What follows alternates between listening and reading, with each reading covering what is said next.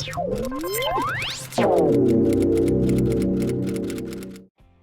friends, இன்றைக்கி நம்ம என்ன பார்க்க போகிறோம் அப்படின்னு பார்த்தீங்கன்னா how to start learning program.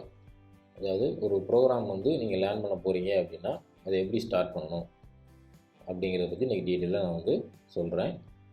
So பிகினர்ஸுக்கு இது ரொம்ப யூஸ்ஃபுல்லாக இருக்கும். நீங்கள் வந்து ப்ரோக்ராம் வந்து லாங்குவேஜ் கற்றுக்க போகிறீங்க அப்படின்னா இந்த வீடியோ வந்து ஒரு பார்த்துட்டு அதை ஃபாலோ பண்ணுங்கள். ஸோ இது வரைக்கும் நம்ம சேனலை சப்ஸ்கிரைப் பண்ணாதவங்க சப்ஸ்கிரைப் பண்ணிக்கோங்க. ஸோ இந்த மாதிரி யூஸ்ஃபுல் வீடியோஸ் வந்து வந்துக்கிட்டே இருக்கும்.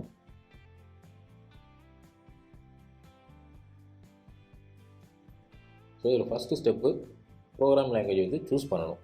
ஸோ நீங்கள் லேர்ன் பண்ண போகிறீங்க அப்படின்னா என்ன லாங்குவேஜ் நீங்கள் வந்து லேர்ன் பண்ண போகிறீங்க அப்படிங்கிறத சூஸ் பண்ணணும். ஸோ அதில் 2 டைப் இருக்குது. அதாவது ஒரு ப்ரோக்ராமிங் லாங்குவேஜ் அப்படிங்கிறது பார்த்திங்க அப்படின்னா வெப் அப்ளிகேஷன் டெவலப் பண்ணுறதுக்கும் யூஸ் ஆகும், மொபைல் அப்ளிகேஷன் டெவலப் பண்ணுறதுக்கும் யூஸ் ஆகும்.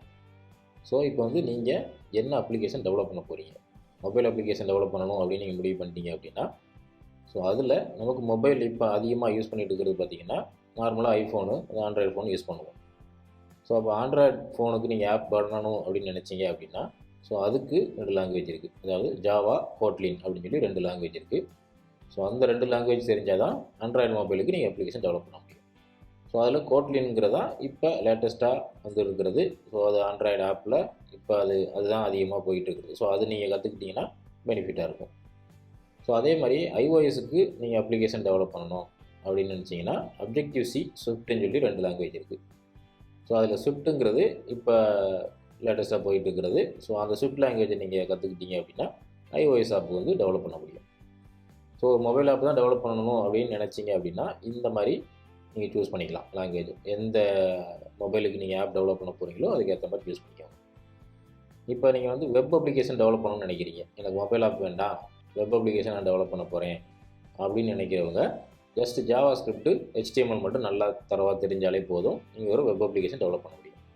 ஸோ வெப் அப்ளிகேஷன் அப்படின்னா என்ன சொல்லுவாங்க அப்படின்னு பார்த்தீங்கன்னா உங்கள் ப்ரௌசரில் ரன் ஆகுது, உங்களோட லேப்டாப்பில் ப்ரௌசரில் நீங்கள் ரன் ஆகிற அப்ளிகேஷன் தான் வெப் அப்ளிகேஷன் சொல்லுவாங்க. ஸோ இந்த வெப் அப்ளிகேஷன் ப்ரௌசர் லேப்டாப்லேயும் ரன் ஆகும், உங்கள் மொபைலில் இருக்க ப்ரௌசர்லேயுமே ரன் ஆகும்.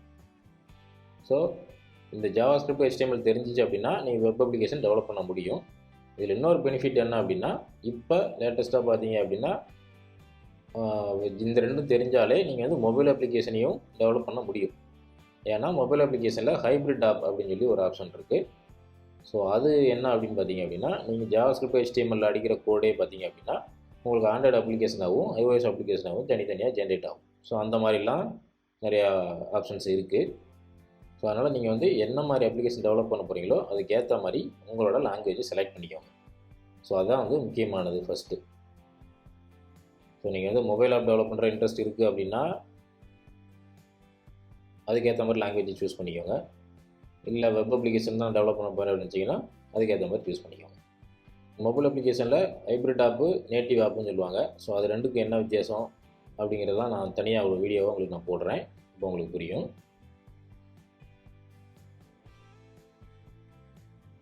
ஸோ நெக்ஸ்ட்டு இப்போ நீங்கள் வந்து ஒரு லாங்குவேஜை செலக்ட் பண்ணிட்டீங்க, அந்த செலக்ட் பண்ண லாங்குவேஜை எப்படி லேர்ன் பண்ணுறது? ஸோ நார்மலாக காலேஜ் ஸ்டூடெண்ட்ஸ்லாம் பார்த்தீங்க அப்படின்னா காலேஜ்லேயே வந்து எல்லா லாங்குவேஜும் உங்களுக்கு இருக்கும், நீங்கள் அங்கேயே நீங்கள் படிப்பீங்க. ஸோ ஒரு சில பேர் வந்து காலேஜில் சரியாக படிக்கலை அப்படின்னா இப்போ நீங்கள் லேர்ன் பண்ணணும்னு நினைக்கிறீங்க அப்படின்னா என்ன பண்ணலாம் அப்படி பார்த்தீங்கன்னா 2 வே இருக்குது. ஸோ ஆன்லைன் டுட்டோரியல் இது ஒரு வே, ஆன்லைன் வீடியோஸுங்கிறது இன்னொன்று.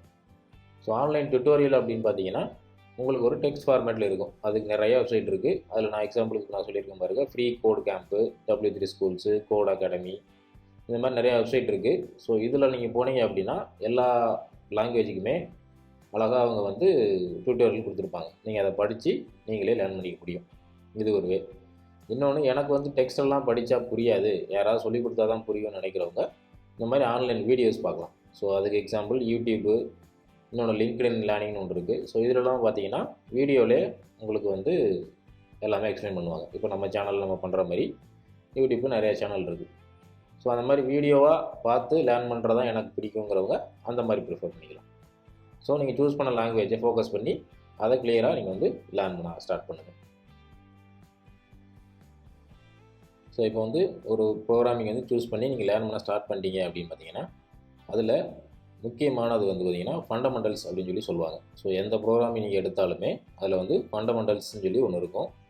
ஸோ அந்த ஃபண்டமெண்டல்ஸ் வந்து நீங்கள் கிளியராக இருக்கணும். ஸோ அதை நீங்கள் கிளியராக நீங்கள் கற்றுக்கிட்டீங்க அப்படின்னா என்ன லாங்குவேஜ்னாலும் நீங்கள் ஈஸியாக அடுத்தடுத்து லேர்ன் பண்ணிக்க முடியும். ஸோ ப்ரோக்ராமிங் லாங்குவேஜில் இந்த ஃபண்டமெண்டல்ஸுங்கிறது தான் ரொம்ப முக்கியமானது. எந்த லாங்குவேஜ் எடுத்திங்கனாலுமே இது இல்லாமல் இருக்காது. ஸோ அதனால் இப்போ நான் லிஸ்ட் பண்ணியிருக்கேன் பாருங்கள் ஒரு சிலது. இப்போ variables, data types, array, functions, if statement, condition loops. So இதெல்லாம் வந்து ரொம்ப பேசிக் ஃபண்டமெண்டல்ஸ். இதில் நீங்கள் ஸ்ட்ராங்காக இருக்கீங்க அப்படின்னா நீங்கள் எதனாலும் ஈஸியாக கற்றுக்க முடியும். அதனால் நீங்கள் லேர்ன் பண்ணும்போது இந்த பார்ட்டை கொஞ்சம் ஃபோக்கஸ் பண்ணி நல்லா லேர்ன் பண்ணிக்கோங்க.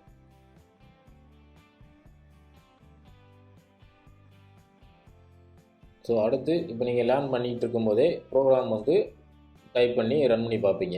ஸோ அதில் பார்த்தீங்கன்னா ஸ்டார்டிங்கில் நீங்கள் பெரிய ப்ரோக்ராம் எதுவுமே ட்ரை பண்ணாதீங்க.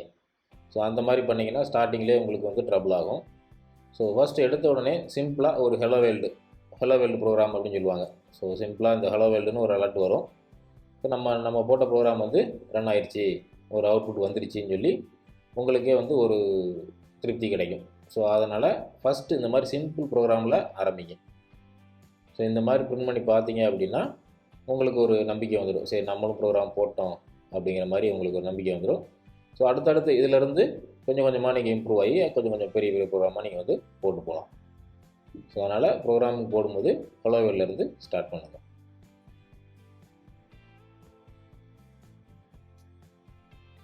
ஸோ இப்போ வந்து நீங்கள் வந்து ஒரு லெவலுக்கு வந்துட்டீங்க, ப்ரோக்ராமிங்லாம் போடுறீங்க அப்படின்னா அப்படி ப்ரோக்ராம் பண்ணும்போது உங்களுக்கு ஒரு சில இடத்துல எரர்ஸ்லாம் வரும். ஸோ நீங்கள் லேர்ன் பண்ணியிருப்பீங்க, இருந்தாலும் அந்த எரர் ஏன் வருதுங்கிறது மேபி உங்களுக்கு தெரியாமல் இருக்கலாம். ஸோ அந்த மாதிரி நேரத்தில் வந்து நீங்கள் ஸ்டக்காகி எப்படி நிற்காமல் ஜஸ்ட் நீங்கள் கூகுளில் போய் நீங்கள் தேடினாலே போதும், அதுக்கான சொல்யூஷன் கிடைச்சிடும். ஸோ கூகுளில் வந்து எல்லா இஷ்யூக்குமே சொல்யூஷன்ஸ் இருக்குது. ஸோ நீங்கள் கூகுளில் போய் கரெக்டாக உங்கள் எரரை வந்து சர்ச் பண்ணிங்க அப்படின்னா அதுக்கான சொல்யூஷன்ஸ் வந்து கண்டிப்பாக அவைலபிளாக இருக்கும். அப்படி உங்களுக்கு கிடைக்கல அப்படின்னா ஸ்டாக் ஓவர்ஃப்ளோ, ஸ்டாக் எக்ஸ்சேஞ்ச் அப்படின்னு சொல்லி 2 சைட் இருக்கும். ஸோ இதுதான் வந்து டெவலப்பர்ஸ், ப்ரோக்ராமர்ஸ் எல்லாருமே யூஸ் பண்ணுற ஒரு காமனான சைட்டு. ஸோ இதில் போய் உங்களோட கொஸ்டினை நீங்கள் ரைஸ் பண்ணலாம். எனக்கு இந்த மாதிரி வந்து பிரச்சனை வருது அப்படின்னு நீங்கள் வந்து ரைஸ் பண்ணிங்க அப்படின்னா அந்த கொஸ்டினுக்கு வந்து அதர் டெவலப்பர்ஸ் எல்லாம் உங்களுக்கு வந்து ரெஸ்பாண்ட் பண்ணுவாங்க. ஸோ இந்த இஷ்யூக்கு இதை பண்ணுங்கள் அப்படிங்கிற மாதிரி. ஸோ இதெல்லாம் வந்து ஒரு ப்ரோக்ராமர்ஸ், டெவலப்பர்ஸ்க்குள்ளே வந்து ஒரு கொலாபரேட் மாதிரி அவங்களுக்குள்ளே பேசிக்கிறதுக்கு இந்த சைட்லாம் ரொம்ப யூஸ்ஃபுல்லாக இருக்கும். ஸோ அதனால் நீங்களும் அதில் ஜாயின் பண்ணிட்டீங்க அப்படின்னா ஆட்டோமேட்டிக்காக உங்களுக்குமே ஒரு ஐடியா கிடைக்கும். ஸோ நீங்கள் கேட்குற கேள்வி இதுக்கு முன்னாடி மேபி யாராவது கேட்டுருக்கலாம். ஸோ அதுக்கு சொல்யூஷனோட இருக்கும், அந்த மாதிரிலாம் எடுத்துக்கலாம். இல்லை நீங்கள் கேட்குறது புதுசாக இருக்குது அப்படின்னா நீங்கள் புதுசாகவே ரைஸ் பண்ணலாம், அதுக்கு உங்களுக்கு வந்து சொல்யூஷன் கொடுப்பாங்க. ஸோ அதனால் ஒரு இஷ்யூ வருதுன்னா அதில் ஸ்டக்காகி நிற்காமல் இந்த மாதிரி சர்ச் பண்ணி நீங்களாக உங்களை வந்து இம்ப்ரூவ் பண்ணிக்கோங்க. ஸோ இவ்வளோ தான் ஃப்ரெண்ட்ஸ். சிம்பிளாக ஒரு ப்ரோக்ராம் வந்து நீங்கள் லேர்ன் பண்ண ஆரம்பிச்சிங்கன்னா இந்த மாதிரி ஒரு ஸ்டெப் பை ஸ்டெப்பாக போயிட்டு லேர்ன் பண்ணிங்கன்னா கரெக்டாக இருக்கும். ஸோ நான் அடுத்தடுத்து வீடியோஸ் போடுறேன். ஸோ என்னோடய வீடியோஸ்லாம் பாருங்கள், உங்களுக்கு யூஸ்ஃபுல்லாக இருக்கும். கொஞ்சம் ஈஸியாக புரிஞ்சுக்கிற மாதிரி நான் வந்து சொல்கிறேன். ஸோ ஈஸியாக வந்து கோடிங் கற்றுக்கலாம். Thank you friends. தேங்க்யூ ஃபார் வாட்சிங் மை வீடியோ. இந்த வீடியோ பிடிச்சிருந்துச்சுன்னா லைக் பண்ணுங்கள், கமெண்ட் பண்ணுங்கள், ஷேர் பண்ணுங்கள். மறக்காம நம்ம சேனலுக்கு சப்ஸ்கிரைப் பண்ணிடுங்க. தேங்க்யூ.